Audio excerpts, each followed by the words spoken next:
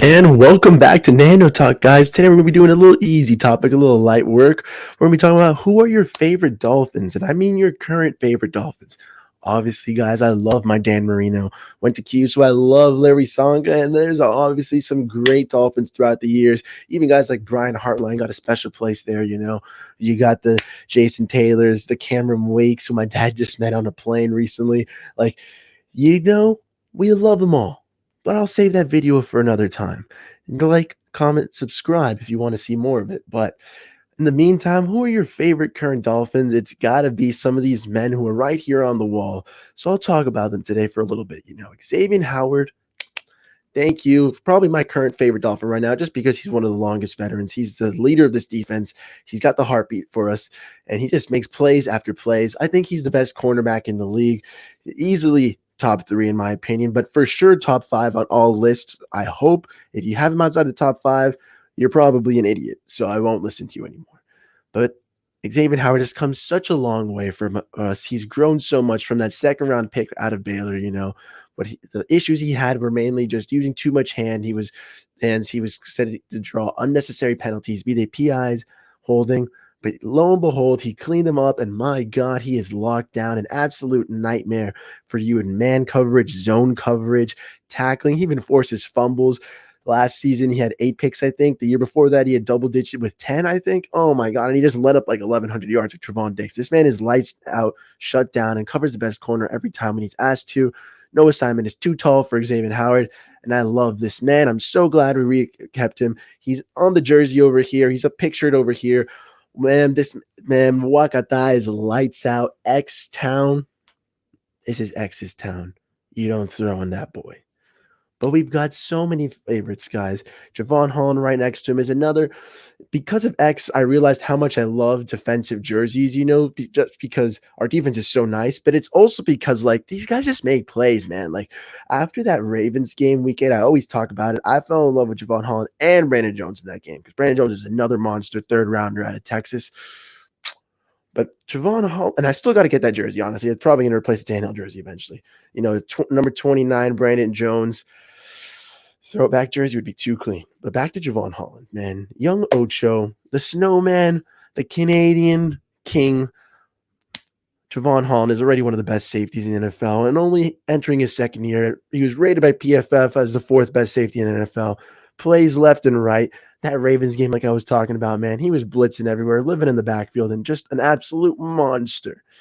So I love Javon, and I had to get that jersey. And in white because the snowman, it just makes so much sense.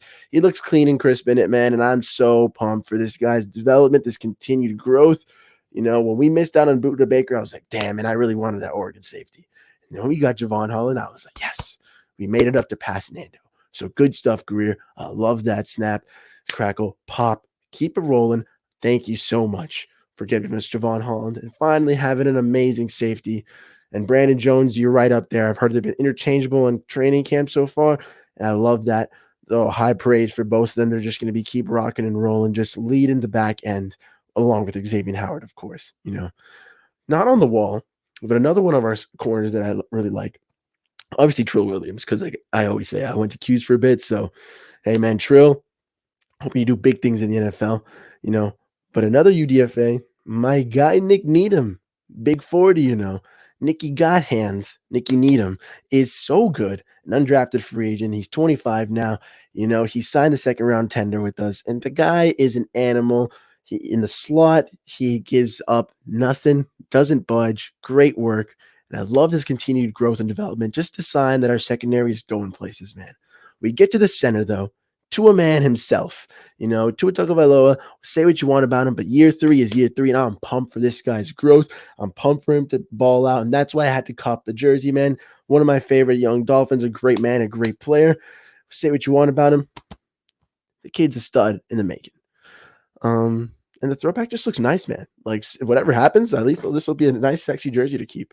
But hey, Tannehill's not one of my favorite Dolphins of all time, but I keep that jersey there as a reminder. It's a fun time to hold in there, and it shows that I'm a loyal guy. If I was a supporter of that's a Tannehill rookie jersey, and it hasn't come down. I've wore it a couple times. I wore it to a cool game when I went to the Detroit Lions versus the Titans game. I would talk about it all the time, and I got to be there when Derrick Henry smacked the Lions players so hard with that nasty stiff arm. You got to hear it up in the top of the stadium. Quack. But hey, it was a fun time repping the Tannehill in Tennessee, and now hopefully, congrats to him. Hope for more success from over there because it makes the Dolphins look better. But not one of my favorite Dolphins. Just wanted to talk about Tanny for a second. Jalen Waddle, though, the Penguin, definitely one of my favorite Dolphins. Easily, easily, bro. Man is a class act, an absolute stud.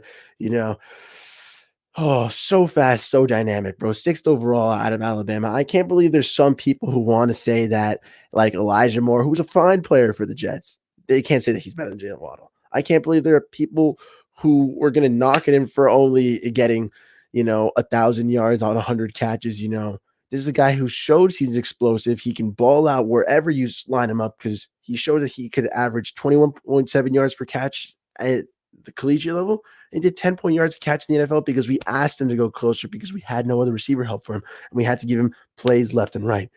Now on cornerback twos in his second year, and with Tyreek Hill helping him open it up, oh my days, Jalen Waddle's gonna feast. And I'm so pumped for him year two. I knew I had to cop the jersey. And especially I ran into him at Twin Peaks. So like he was just having a fun time, just eating with his trainer and Patrick Surtain Jr. Actually, they probably had just been training a bit. They were just been vibing, drinking some lemonade, and they watched the PSG Real Madrid game. Class act, a stud of a man, and just took a picture with me and my brother, was so chill about it, and just let us talk for a little bit. And a cool dude, his agent too, Mike, just good people, bro, good players. And I love to have a young superstar in the making like that for the Dolphins, who's going to also be humble and just be good about it. You want to talk about humble, though? Those are two of my next favorite Dolphins. My guy, Sony Michel. I'm so happy he got signed, bro. I went to American Heritage, like I always talk about, and I keep prattling on about it. But he immediately became one of my favorite Dolphins because I went to Heritage. I got to see Sony carry us to our first state championship. And it was just sick to know that literally, like, I live like right here in South Florida, man, came back, and it's like the high school legend is now hopefully going to do good things for the Dolphins, bro. He won a ring in New England. He won a ring in LA with the Rams. He actually had 200 carries, 800 yards last year with the Rams. Why can't he ball out for the Dolphins? My guy. Hey, what if I told you maybe Sony Michel with a tinfoil hat on? Sony Michel gets to be the top running back for the Dolphins. Maybe he gets in 1,000-yard rushing season for the Dolphins, which we haven't had in so long because he's a dynamic runner. He'll know the playbook for this entire time. And I'm sure that Mike McDaniel took an eye on him when they got to play the Rams twice a year and said, this kid can run. I'm going to take a pencil down for him. Da, da, da, da, da. So what if Sony Michel has 1,000 yards, at least maybe 6 touchdowns for the Dolphins, and our power rushing offense should be fun time. But in all honesty, though, Sony, it's just a fun time. Just have him on the Dolphins. A Dolphins jersey there, Sony Michel too, would be cool because, like I said, just even if he does nothing for the Dolphins, even if he gets cut, at least the fact that he was a Dolphins at one point for me will be like, damn, the kid from my high school was a Dolphin. That's sick, man. So, hey, it's a fun time, bro. Like I said, I mentioned Brandon Jones, Nick Needham, some cool guys. Blake Ferguson, you love that energy from long snapping, bro. When John Denny left, it was like, dang, we have one of the best long snappers of all time and a great personality, great human being, always giving back to the community. And then Blake Ferguson slides in now, and it looks like he's going to fill up that role beautifully. I hope to have him for the next 10, 15 years, man.